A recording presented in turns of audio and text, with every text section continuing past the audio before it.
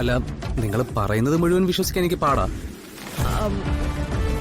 പിന്നെ ഇങ്ങനെ ഒരാൾ തിരഞ്ഞു വന്ന് വെറുതെ ഒന്നും പറയില്ലല്ലോ.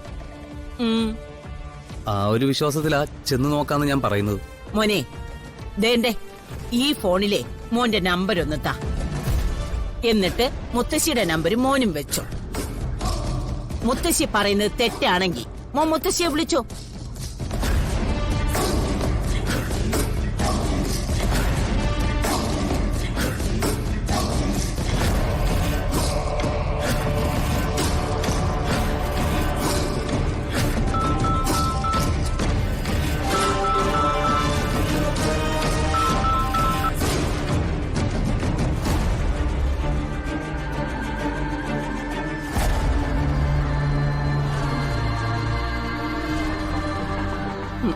എന്റെ മോളുടെ ജീവിതമാ ആ രാധിക തട്ടിയെടുത്തത്.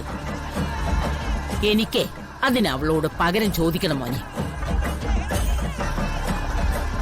എന്റെ പ്രിയങ്ക മോള് തിരിച്ചു വന്ന അവളെ കൊണ്ട് ഞാനത് ചെയ്യിപ്പിക്കും. ആ രാധികയെ കണ്ണീര് കുടിപ്പിക്കും.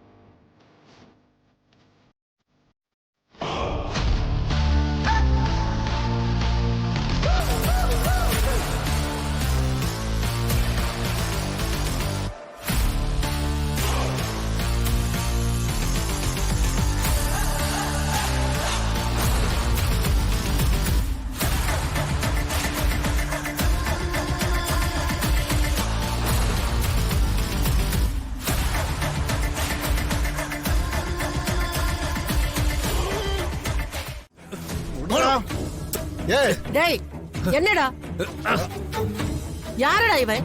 அம்மா ஏதோ ஒரு போட்டோ காமிச்சு அவள் இங்க இருக்குதான்னு கேக்குறேன். அவருக்கு வந்து உள்ள போறேன்னு சொல்றேன். என்ன தம்பி நீ என்ன நினைச்சிருக்கு? நீ என்ன நினைச்சாலும் அது இதுக்குள்ள நடக்காது. மரியாதையா திரும்ப போயிடு. നീ ആരെയടി വിരട്ടുന്നേ? ഞങ്ങളുടെയൊക്കെ ദൈവമുണ്ട്. ഈ തെരുവിൽ എവിടെയെങ്കിലും കഴിയുന്നുണ്ടെങ്കിൽ അടങ്ങി ഒതുങ്ങി പഞ്ചപുച്ഛം അടക്കി മാറി നോണം. ഞാൻ വന്നതേ ഇതിനകത്തേറി പരിശോധിക്കാനാണെങ്കിൽ പരിശോധിച്ചിരിക്കും.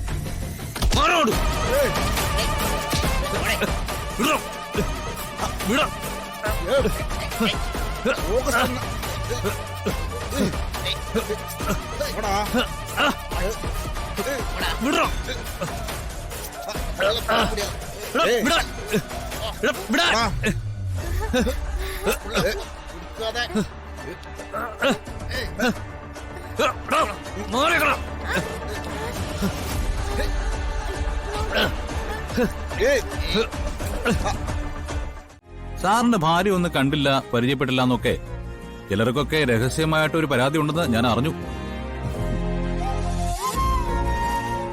ആ പരാതി ഇന്ന് അങ്ങ് തീർത്തേക്കാന്ന് കരുതി.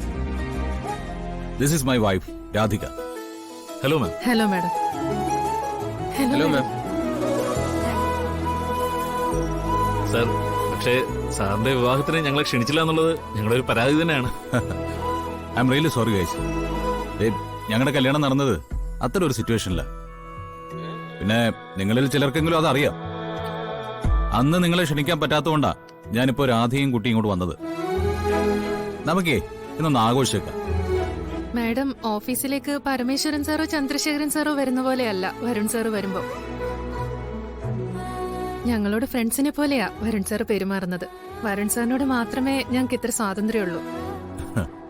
മേഡത്തിന് സാറിന്റെ കൂടെ ഇടയ്ക്കിടയ്ക്ക് വന്നൂടെ? ഓരോരുത്തർക്ക് ഓരോ ചുമതലയുണ്ടല്ലോ.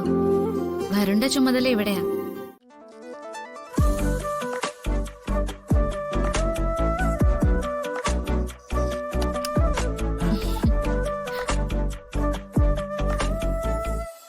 അല്ല, വലിയ അഭിപ്രായമുള്ള സ്റ്റാഫിന്റെ ഒക്കെ അതെ, ഞാൻ അവരെ എല്ലാവരെയും ഫ്രണ്ട്സായിട്ടേ കാണാറുള്ളൂ. അങ്ങനെ നിൽക്കുന്നതാണ് നല്ലത്. ഈ മുതലാളി തൊഴിലാളി എന്ന് പറയുന്ന അകലം സൂക്ഷിച്ചാൽ അവരെ ഹൃദയം കൊണ്ട് അടിക്കില്ല. അല്ല, എന്താ ട്രീറ്റ് ഉണ്ടെന്ന് പറഞ്ഞ് എന്തെങ്കിലും പ്ലാൻ ചെയ്തിട്ടുണ്ടോ? അല്ല, അങ്ങനെ പ്രത്യേകിച്ച് പ്ലാനൊന്നുമില്ല. എല്ലാവർക്കും കുറച്ച് സ്വീറ്റ്സ് കൊടുക്കാന്ന് കരുതി. പിന്നെ ഒരു ദിവസം എല്ലാരും കൂടി വിളിച്ച് ഒരു പാർട്ടിയും കൊടുത്തേക്കാം. എന്താ? ആയിക്കോട്ടെ. പിന്നെ അതെ, അപ്പൊ ഒരു കാര്യം ചെയ്യും. ദേ, രാധിക മാഡം ഐശ്വര്യമായിട്ടാ സീറ്റിലേക്ക് വരുന്നേ. ഏത് സീറ്റില്? ദേ, ഈ സീറ്റില് കണിമംഗലത്തിന്റെ MD കസേരയില്. അതൊന്നും വേണ്ട, അത് വരണ്ട സ്ഥാനല്ലേ. സ്ഥിരമായിട്ട് ഇരിക്കാനൊന്നും ഞാൻ പറഞ്ഞില്ലല്ലോ. ഓഫീസിൽ വന്ന നിലയ്ക്ക് ഇതിലിരിക്കാൻ തനിക്ക് അവകാശമുള്ളതുകൊണ്ട് ജസ്റ്റ് വൺസ് ഇങ്ങോട്ടൊന്ന് ഇരിക്ക്. വേണ്ട വേണ്ട, അതൊന്നും വേണ്ട, എന്നെ കൊണ്ട് പറ്റില്ല. ഈ സ്ഥാനേ അത് വലിയ വലിയ ആൾക്കാരൊക്കെ ഇരിക്കുന്നതാ. അതിനുള്ള യോഗ്യത എനിക്കായിട്ടില്ല. ആര് പറഞ്ഞു? എടോ, താൻ എന്റെ ഭാര്യയല്ലേ. എടോ, നാളെ എനിക്ക് എന്തെങ്കിലും പറ്റിപ്പോ. മിണ്ടായിരുന്നോ? ആ, ഞാൻ പറഞ്ഞത് ഇരിക്കട്ടെ. അതെ, ഇപ്പൊ ഉദാഹരണത്തിന് ഞാൻ സുഖമില്ലാത്ത കുറച്ചു ദിവസം കിടന്നു എന്ന് കരുതുക. ദേ, ഞാൻ തന്നോട് പറയും, രാധിക ഒന്ന് ഓഫീസിലേക്ക് പോണം, ഇവിടുത്തെ കാര്യങ്ങളൊക്കെ ഒന്ന് നോക്കണമെന്ന്. അപ്പോ ഇവിടെ താൻ വന്നിരിക്കണ്ടേ? അതങ്ങനെ വന്നാലല്ലേ. അതൊരു കാരണവശാലും വരില്ല, വരണൊന്നും പറ്റില്ല. എടോ, താൻ ഇങ്ങോട്ടൊന്ന് ഇരിക്ക്, ഞാനൊന്ന് കാണട്ടെ.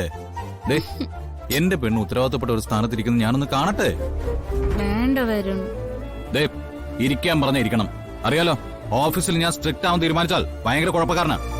മര്യാദയ്ക്ക് ഇരിക്കണേ അങ്ങോട്ട്. വേണ്ട. അവിടെ ഇരുന്ന്